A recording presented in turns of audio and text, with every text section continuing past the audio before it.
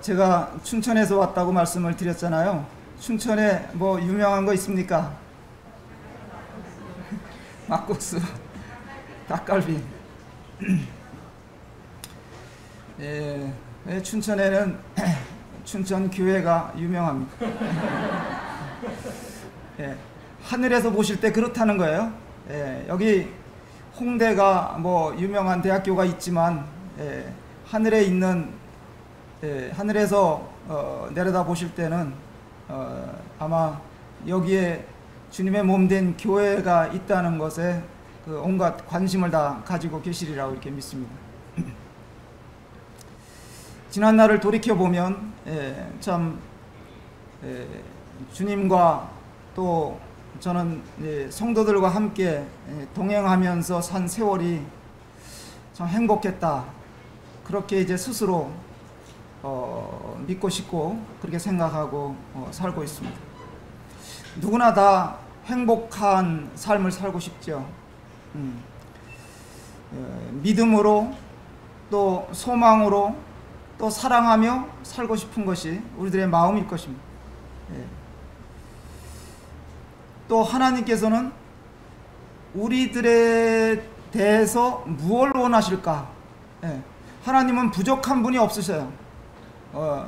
모든 것들이 다 하나님께로부터 비롯된 것이고 하나님 것이잖아요. 부족한 게 없어요. 그러면 나로서는, 우리로서는 하나님께 드릴 수 있는 게 뭐가 있을까? 그런 걸 생각해 볼 때 또 하나님께서는 우리를 보실 때 무엇을 보실까? 말씀해 보니까 우리 하나님은 사람의 마음을 보신다. 마음을 보신다 그랬어요. 중심을 보신다고. 그래서 사무엘상 16장에도 보면 중심을 보신다는 말씀이 있습니다. 사람은 사람의 마음을 잘 볼 수 있을까요? 근데 어느 정도는 볼 수 있어요. 어느 정도는 볼 수 있어요. 근데 다 알 수가 없어요. 또 상대방의 마음을 다 읽을 수 있다면 우리 살 수도 없을 거예요. 누가 내 마음을 다 읽고 있다. 정말 살기 어려울 거예요. 외적인 조건만 사람들은 관심 있게 보고 그거에 대해서 이러쿵저러쿵 이야기를 합니다. 우리가 정말 행복할 수 있는 길이 있는데 그것이 바로 마음을 하나님께 드리는 거다. 이렇게 말씀드릴 수 있겠습니다. 마음을 하나님께 열어 드릴 때 영혼들이 구원도 받고 하나님께 마음을 드리고 살 때 하나님도 흡족해 하시고 우리도 행복할 수 있다. 그래서 이 비밀 아닌 비밀인데요.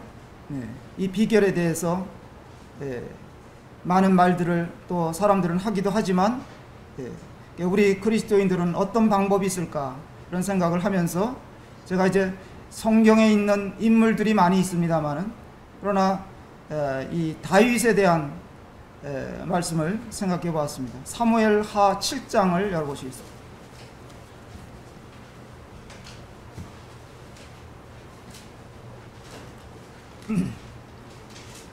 구약성경 사무엘하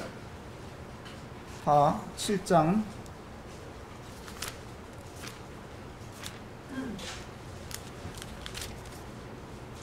1절 2절 말씀 제가 그냥 짧은 거니까 읽어드리겠습니다. 여호와께서 주위의 모든 원수를 무찌르사 왕으로 궁에 편안히 살게 하신 때에 왕이 선지자 나단에게 이르되 볼지어다 나는 백향목 궁에 살거늘 하나님의 교회는 휘장 가운데 있도다. 그래서 마음을 드리는 자의 행복에 대해서 말씀을 드리겠습니다. 다윗 왕이 이 존경받는 이유는 그가 잘 될 때에도 하나님을 굳게 의지한 인물이기 때문에 그렇다고 생각을 해보기도 합니다. 물론 다윗이 실수가 없었던 자가 아니죠. 교만을 떨 때도 있었습니다. 인구조사를 시키고,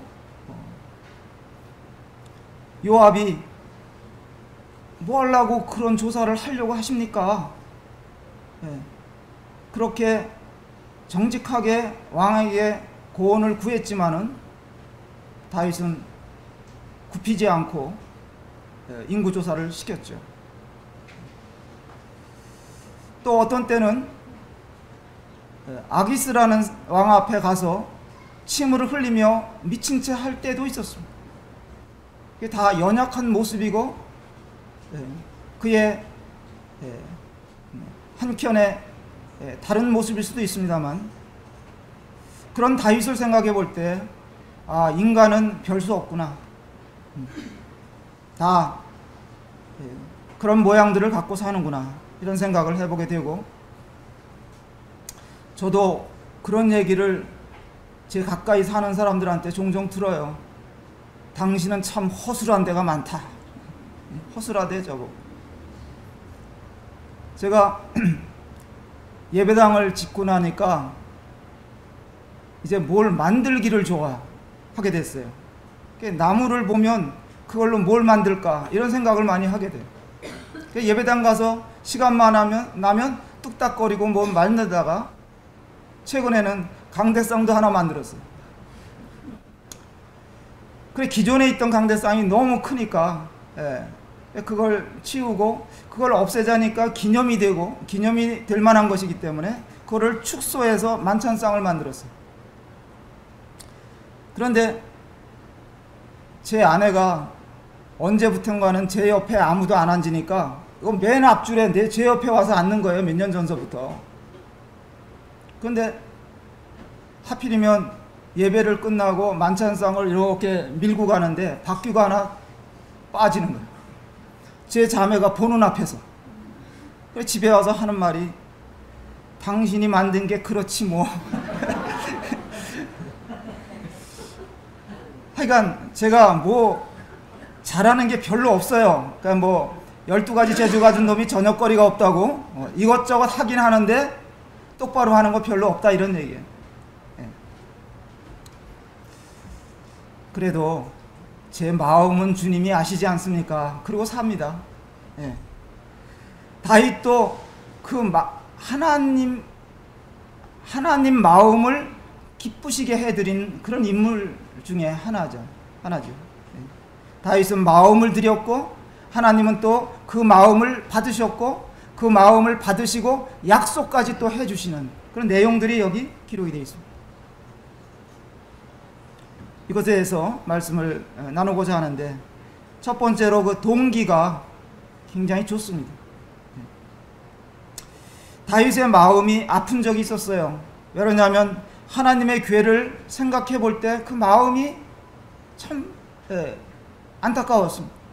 그래서 3절에 볼 것 같으면, 나단이 왕께 아뢰되 여호와께서 왕과 함께 계시니 마음에 있는 모든 것을 행하소서, 그렇게 얘기했습니다. 그래서 다윗은 하나님의 괴를 위해서,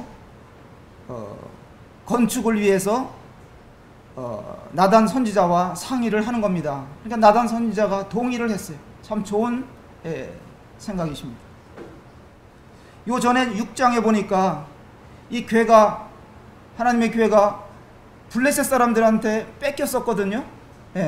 뺏겼었는데 그걸 다윗성으로 옮기다가 이제 홍역을 치렀습니다. 그 웃사라는 사람이 그것을 수레에 싣고 옮기다가 소가 뛰기 때문에 그것을 붙잡았다가 죽는 일이 생긴 거예요. 원래 법궤는 메고 가도록 이렇게 주님이 명하셨거든요. 아무리 새 수레라 그래도 새 수레에다 싣고 갈 수 없는 거예요. 가서는 안 된다고 하신 거예요. 그런데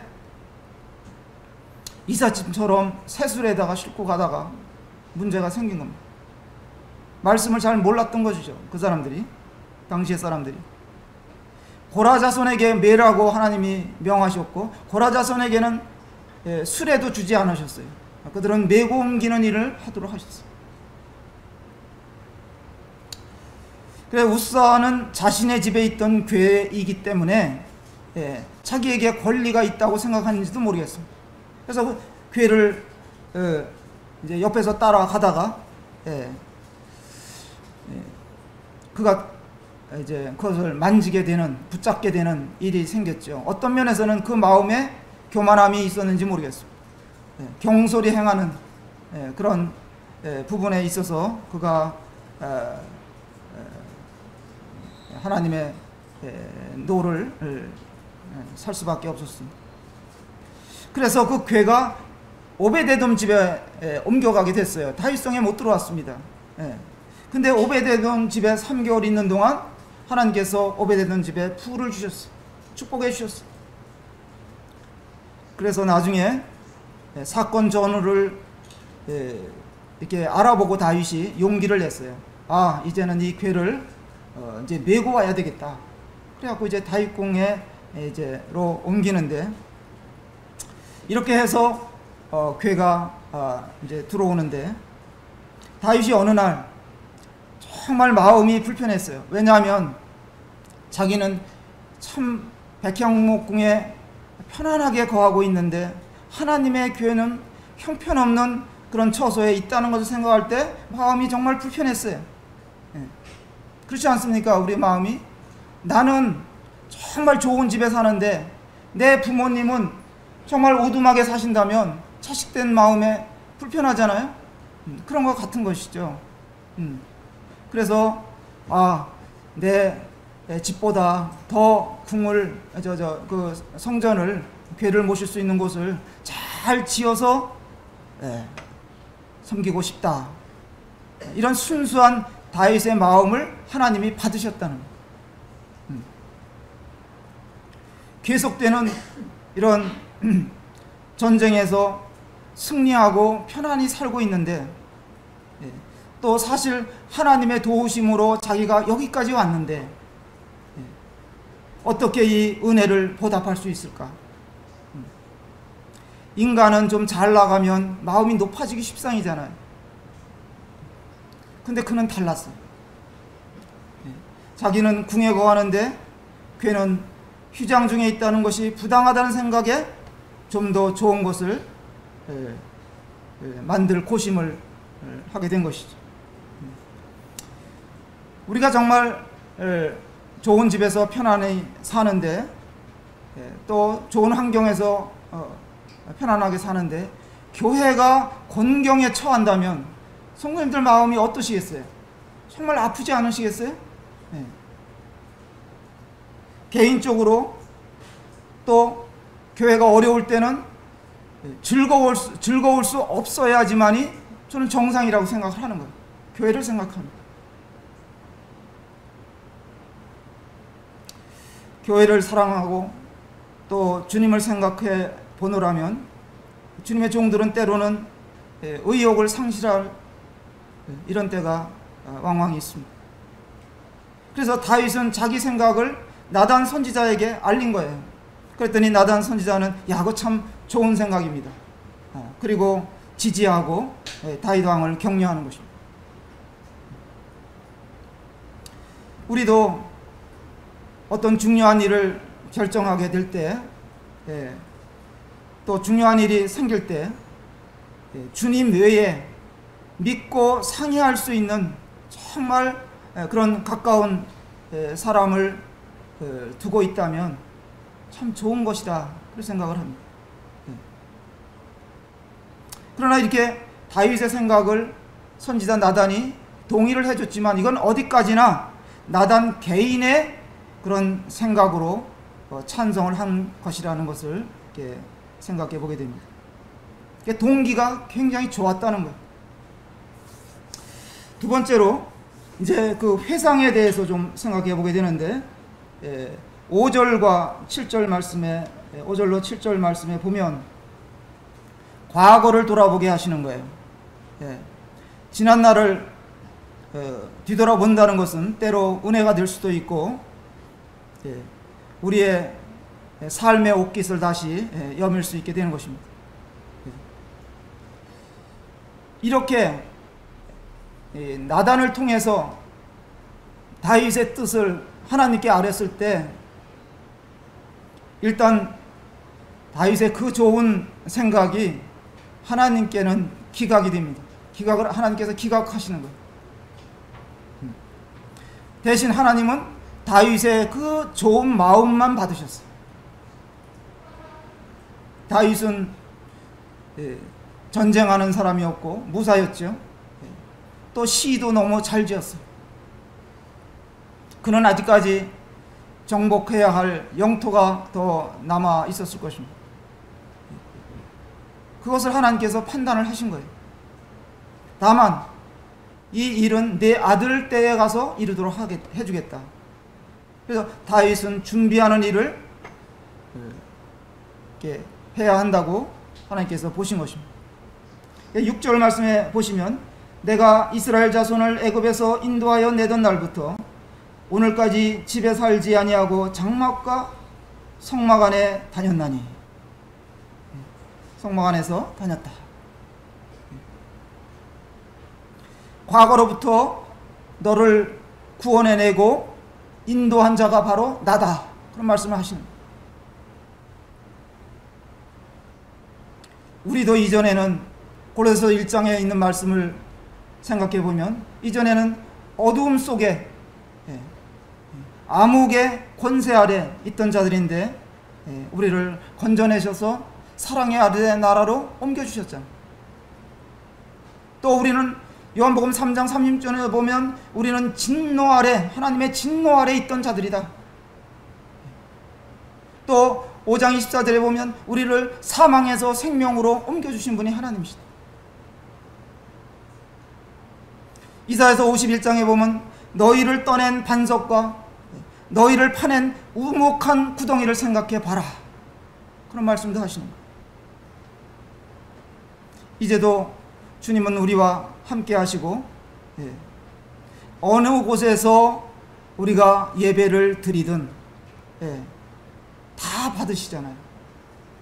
우리가 이런 좀 안락한 시설 가운데서 예배를 드리든 아니면 우리가 허스름한 그런 창고 같은 예배당에서 예배를 드리든 하나님 그걸 상관하지 않고 우리가 신령과 진정으로 예배를 드릴 때 다 받으시잖아요.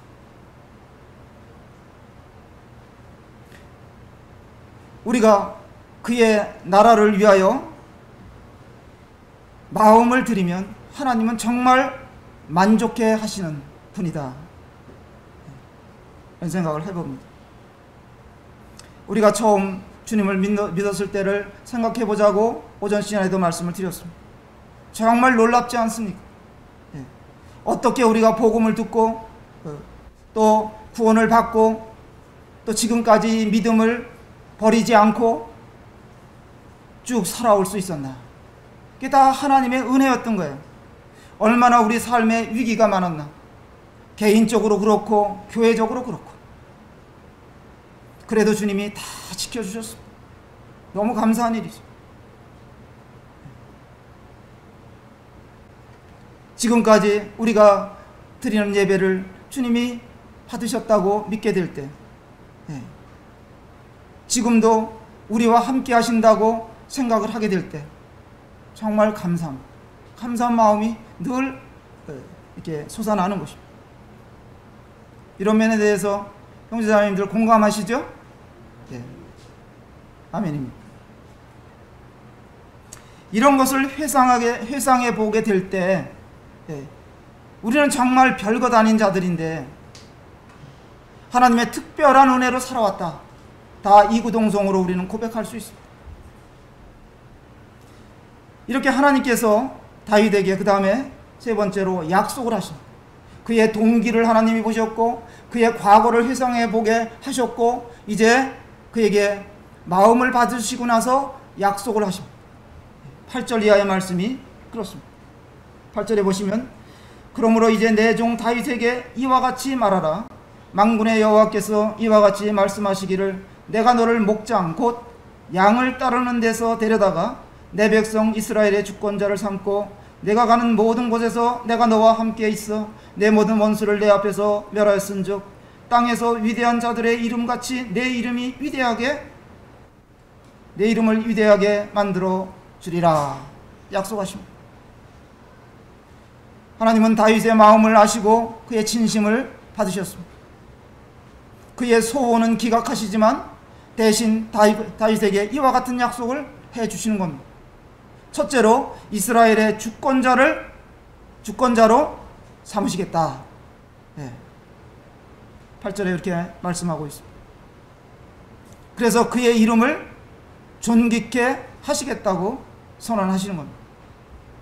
다윗이 돌을 잘 던져가지고 또 싸움을 잘 해가지고 왕이 된 게 아닙니다. 양치기 소년이었었는데 하나님의 은혜로 말미암아 부르심을 받았습니다.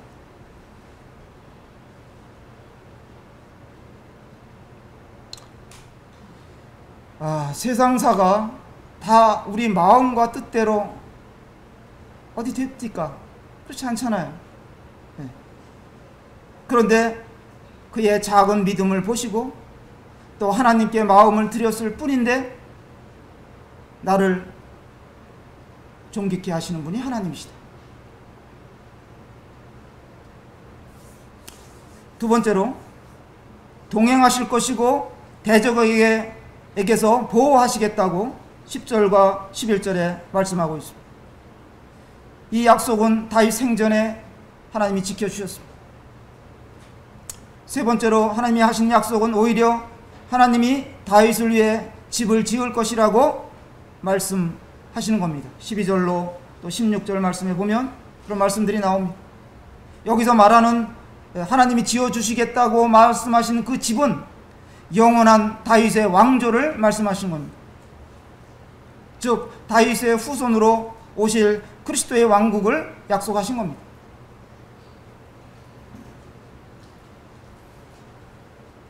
그러나 다윗이 생각한 성전은 그의 아들에 의해서 지어질 것을 약속을 하셨습니다. 우리가 아는 대로 성전은 하나님의 약속대로 솔로몬에 의해서 지어졌습니다. 열왕기상 5장에 볼 것 같으면 다윗의 아들 솔로몬이 왕이 된 지 4년 만에 성전 공사를 이제 착공을 했습니다. 그리하여 몇 년에 걸쳐서 성전이 지어졌습니까? 7년에 걸쳐서 성전이 지어졌습니다. 그리고 나서 다윗이 백성들 앞에 서서 연설하는 것을 성경에서 볼 수 있습니다. 잠깐 보시겠습니다. 열왕기상 8장을 보겠습니다.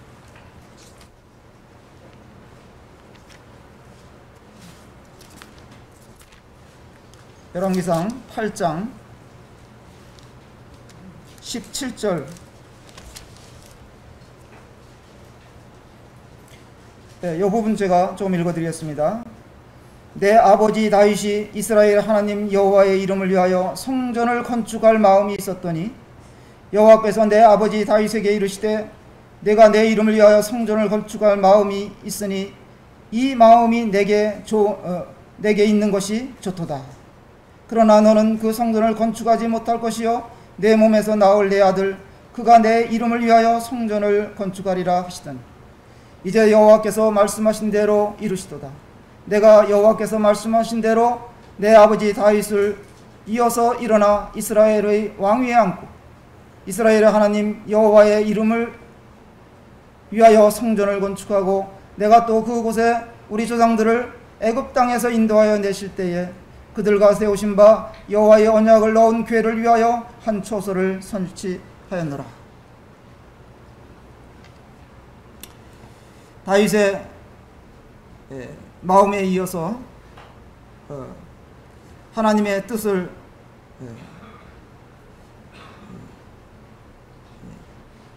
접수하고 보인 태도와 이 기도가 참 감동을 주는 것입니다. 그 다음에 솔로몬의 기도를 쭉 읽어보시노라면 참 그것을 성도님들도 공감하시리라고 믿습니다. 여기서 제가 이런 것을 살펴보면서 받은 교훈은 그 위에 다윗에게 약속하신 그런 약속들을, 그런 축복들에 대해서 생각해 볼 때 이것이 우리에게도 적용해 볼 수 있다는 생각을 해보게 됐습니다. 지극히 영광스러운 약속들이잖아요. 이게 하나님께서 오늘을 사는 우리들에게도 우리를 부르시고 택하신 분이 하나님이라고 말씀하시잖아요. 나를 거듭나도록 도우신 것이 주 성령님이시고, 나를 위해서 십자가에서 대속의 사역을 완성하신 분이 우리 주 예수 그리스도이십니다. 그리고 나서 주님은 이 땅에 주님의 처소인 몸된 교회를 세우셨습니다. 주님은 마태복음 16장에서 내가 이 반석 위에 내 교회를 세우리니 음부의 권세가 이기지 못하리라. 나를 이렇게 주님의 몸된 교회의 한 지체가 되게 하신 주님의 은혜가 너무 놀랍다 이거예요. 교회는 주님의 몸이요 성령님의 거하시는 처소가 되었습니다. 우리가 성전이 된다는 이 신약성경에 나와 있는 이 진리가 참 놀라운 것입니다. 우리가 우리 자신을 볼 때는 너무 누추해서 우리가 주님을 내 안에 모신다, 그 생각하기가 참 쉽지가 않은 거예요. 때로 우리의 생각이나 계획이 아무리 선하고 근사하다 하더라도 주님 생각과 다를 수 있다. 다윗의 구상과 그의 마음과 생각이 얼마나 가상합니까? 하나님께서는 우리가 기도하는 것들을 다 들으시죠. 어떤 기도는 정말 뭐 이런 것까지 기도하느냐 싶을 정도로 우리는 그렇게 기도 생활을 하고 삽니다. 그래서 하나님 다 들으셔요. 어린아이가 엄마한테 별별 것들을 다 요구하듯이 우리는 하나님께 그렇게 할 수 있어요. 그러면 하나님께서는 어떤 것들은 그래 너한테 그거 필요한 것 같다, 뭐 즉시 응답해 주시는 것도 있고, 기다려봐라 하는 것도 있고, 안 된다고 하는 것도 있으신 거예요. 하여간 다 들으시는 거예요. 근데 하나님 중요한 것은 이 동기를 보시는 거예요. 우리가 무엇을 구할 때도 동기를 보시는 거예요. 하나님이 보시는 것은 우리들의 마음이고 또 우리의 내면입니다.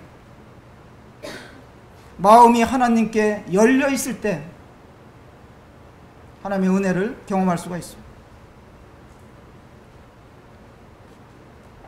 그래서 하나님께서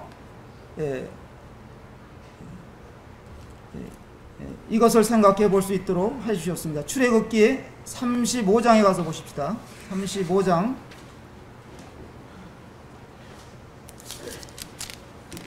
하나님께서 사람들의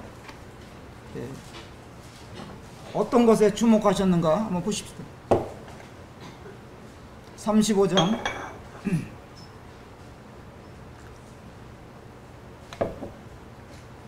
20절 말씀 보겠습니다.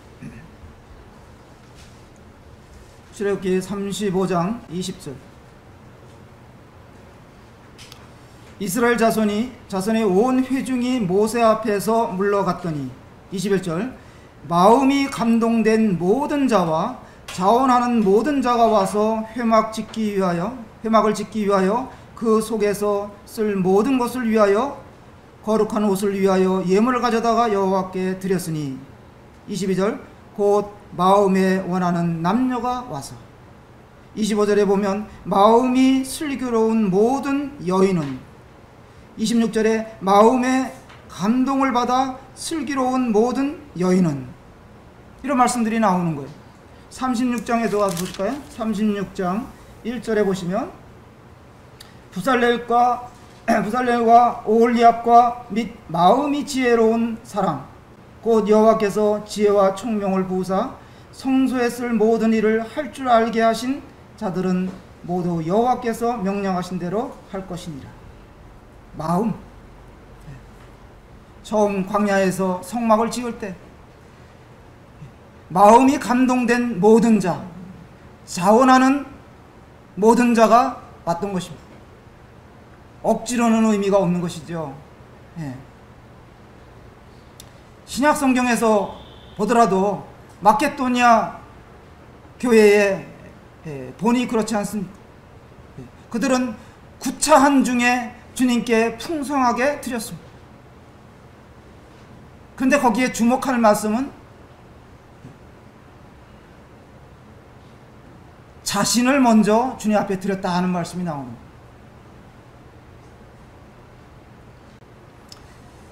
하나님의 보좌가 두 개가 있습니다. 하나는 하늘 처소에 있습니다. 하나님 보좌가 우편에, 하늘 보좌 우편, 하늘에 있습니다. 가장 높은 영원한 영광의 보좌이죠. 또 하나는 가장 낮은 땅에 있습니다. 그게 바로 우리들의 마음의 보좌를 두고 계시다 하는 것입니다. 이게 고린도전서 3장, 6장, 고린도후서 6장 이런 곳에 나와 있습니다. 우리의 몸은 그의 성전이다.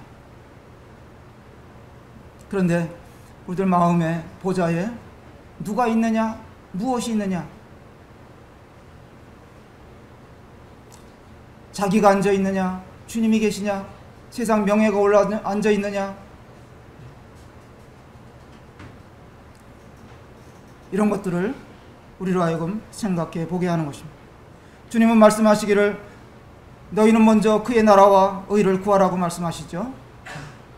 다윗이 비록 자신이 직접 건축할 소원은 가지고 있었을 때 그것이 기각을 당했지만 그는 마음을 다해 준비한 일에 대해서 하나님은 정말 기뻐하셨습니다.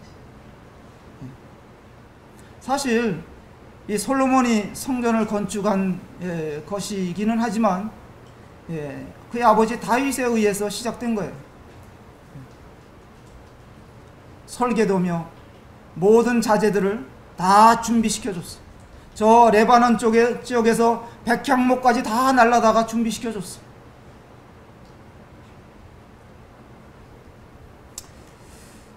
여기 계신 형제자매님들이나 저 자신도 다윗처럼 우리가 하나님께 이 마음을 드릴 수 있지 않겠는가? 그의 나라를 위해서 우리들에게 맡겨진 일들을 감당하는 것. 우리에게 각각 다 은사들을 주셨어요. 어떤 은사든지 주셨어요. 그럼 그걸 왜 주셨느냐? 그 은사를 가지고 주님의 몸된 교회를 세우라고 주신 거죠. 에베소서 4장에 그런 말씀이 나오죠. 그래서 먼저 하나님께 우리들의 마음을 드릴 때 행복해지는 거예요. 제가 어제와 오늘 형제자님들에게 드리는 말씀, 이런 원리들에 대해서 말씀을 드리는 겁니다.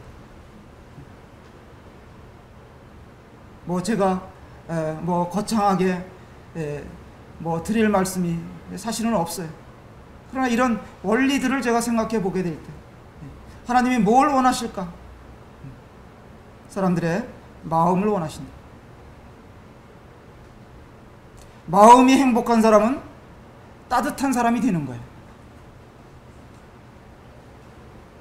다윗은 정말 마음이 따뜻한 사람이었다 이렇게 말씀드릴 수 있습니다. 물론 그가 무사지만 그는 정말 때로는 긍휼함도 나타내 보였고 자기를 쫓아낸 압살롬에 의해서 쫓겨갈 때 시므이라는 사람이 쫓아오면서 막 저주를 퍼부을 때도 그는 그를 용서했어. 돌아올 때도 그를 용서했어. 긍휼을 나타냈어. 어느 날 정말 자기의 절친 요나단이 사울과 함께 죽었습니다. 나중에 세월이 흘러서 다시 예루살렘에 복귀해서 앉아 있을 때 주변 사람들에게 물었습니다. 야, 요나단에게 관계된 사람이 누가 있느냐? 알아봐라 그랬더니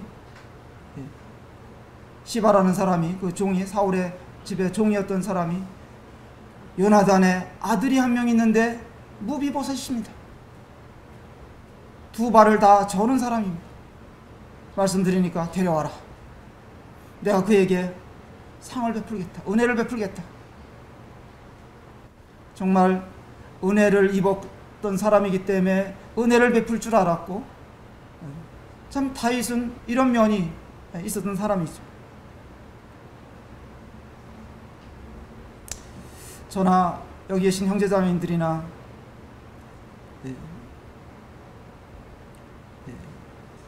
이런 마음을 주님 앞에 드릴 수만 있다면, 또 교회인 우리가 따뜻함을 내비칠 수 있다면 정말 주님이 기뻐하시리라고 그렇게 믿습니다. 그래서 이 다윗은 정말 여러 면에 있어서 우리 주님을 또 나타내 보이기도 하지만은 정말 그 다윗의 면면을 볼 때 우리는 다윗을 생각할 때 딱 한 가지만 뇌리에 박혀 있어요. 뭡니까 그게? 밧세바 사건. 다윗 하면 그것만 생각하는 거예요. 근데 한 번도 하나님은 그거에 대해서 언급을 안 하셨어요. 내 마음에 맞는 자다, 합한 자다. 다윗을 그렇게 보셨지. 다윗이 그것을 회개하고 났을 때 하나님은 그 더 이상 문제 삼지 않으셨어요. 참 어려운 시기에 우리가 이렇게 모일 수 있고 또 교제할 수 있는 이런 용기를 보였고, 또 지혜롭게 대처하면서 주님을 사랑하는 마음을 표현하고 계신 여러 형제 자매님들을 뵙게 될 때 저도 위로를 받습니다. 제가 춘천에 가면 할 말이 많아요. 야, 내가 서대문에 가봤더니 야, 이분들이 이렇게 모이더라. 왜냐면 춘천의 성도들이 어제 저 올라오면서 전화를 받았어.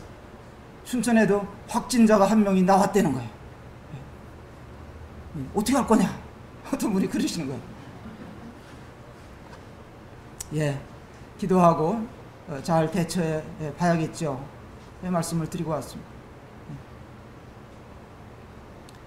우리가 앞으로 더 험한 일을 경험할 수도 있습니다.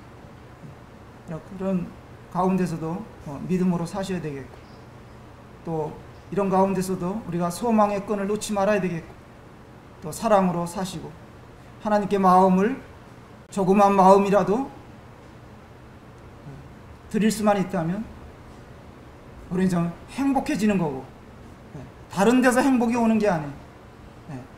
마음을 주님 앞에 열어 드릴 때 행복해지면 우리의 면역력이 올라갈 것이고, 우리도 행복해지고, 행복은 또 이렇게 전파가 돼서 다른 분도 행복해지고, 그래서 정말 부족함이 많은 그런 형제를 불러주셔서 말씀을 나눌 수 있게 해주셔서 감사를 드립니다. 요즘에 춘천은 막국수와 닭갈비보다도 더 유명한 음식이 있어요. 제가 이거를 찾아냈습니다. 춘천에 오세요. 그럼 제가 맛있는 맛집을 준비해 놨으니까 개인적으로 오셔도 좋고, 하여간 오시면 그럴 기회가 있을 것입니다. 여기까지 교제드리겠습니다. 감사합니다.